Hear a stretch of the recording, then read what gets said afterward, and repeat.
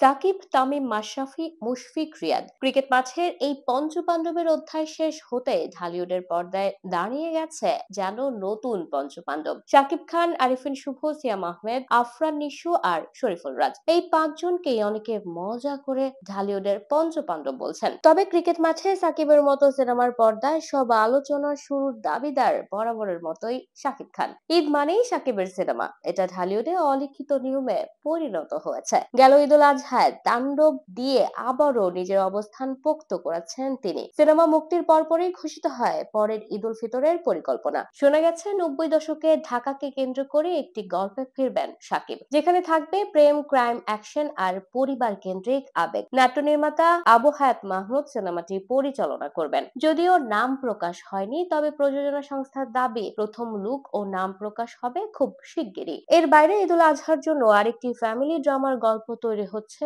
সাকিবকে নিয়ে। শোনা যায় এখানে একদম নতুন এক সাকিবকে দেখা যাবে। শুধু ঈদ নয়, ভালোবাসা দিবস কিংবা দুর্গাপূজার মতো উৎসবেও সিনেমা মুক্তির চিন্তা ভাবনা চলছে তাকে ঘিরে। অন্যদিকে গেল ঈদে নীলচক্র মুক্তি পেয়ে প্রশংসা কুড়িয়েছেন আরিফিন শুভ, কিন্তু এরপর থেকে নীরবতা। সবিজের অলিতে গলিতে গুঞ্জন, দুই নির্মাতার সঙ্গে শুভর নতুন সিনেমার চূড়ান্ত পর্যায়ে, শুধু আনুষ্ঠানিক ঘোষণা বাকি। তবে এখানেই থেমে নেই শুভর পরিকল্পনা। জানা গেছে আন্তর্জাতিক কিছু প্রজেক্ট নিয়েও আলোচনা চলছে তার। কিছু প্রজেক্ট সরাসরি সিনেমা হলেও কিছু নির্মিত হবে ওটিটির জন্য। সবকিছু ঠিকঠাক থাকলে শুভর ব্যস্ততা নতুন মাত্রা পেতে যাচ্ছে। আর এই ফাঁকে এই আলোচনার কেন্দ্রে জায়গা করে নিয়েছেন সিয়াম আহমেদ। গেল ঈদ উল ফিতরে জঙ্গলি সিনেমার দুর্দান্ত পারফরমেন্সের পর থেকেই তার নাম ঘুরে বেড়াচ্ছে সব প্রযোজক ও পরিচালকের তালিকায়। শোনা যাচ্ছে সাকিবের বরবাদ সিনেমার প্রযোজক শাহরিন সুমি এবার সিয়ামকে নিয়ে নতুন সিনেমা করতে যাচ্ছেন। পরিচালনায় থাকবেন মেহেদী হাসান হৃদয়। যদিও আনুষ্ঠানিক ঘোষণা আসেনি, তবে কান পাতলে শোনা যায় চুক্তি প্রায় পাকাপাকি, শুধু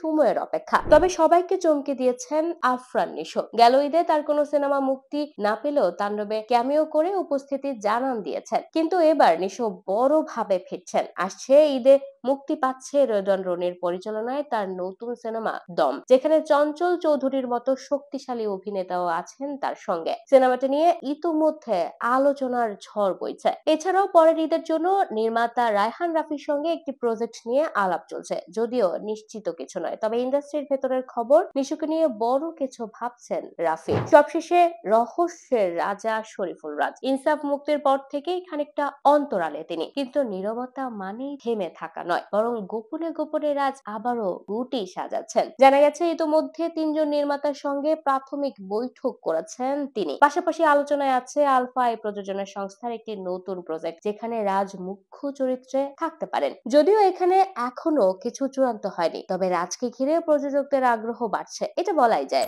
এই পঞ্চপাণ্ডবের প্রত্যেকের ক্যারিয়ার এখন এক একটা ভিন্ন মোড়ে দাঁড়িয়ে। কেউ ঈদে বাজিমাতের প্রস্তুতিতে ব্যস্ত, আবার কেউ আন্তর্জাতিক অঙ্গনে পা রাখার অপেক্ষায়, আবার কেউ চুপচাপ নিজের গুটি ঠিক করছেন পরবর্তী চমকের জন্য। ঢালিউডের বড় তারকাদের এমন ব্যস্ততা যেন একটা ইঙ্গিত ইন্ডাস্ট্রি আবারও ঘুরে দাঁড়াতে চাইছে, আর দর্শকদের সামনে ফিরতে চাইছে নতুন গল্প, নতুন ধামাকা নিয়ে।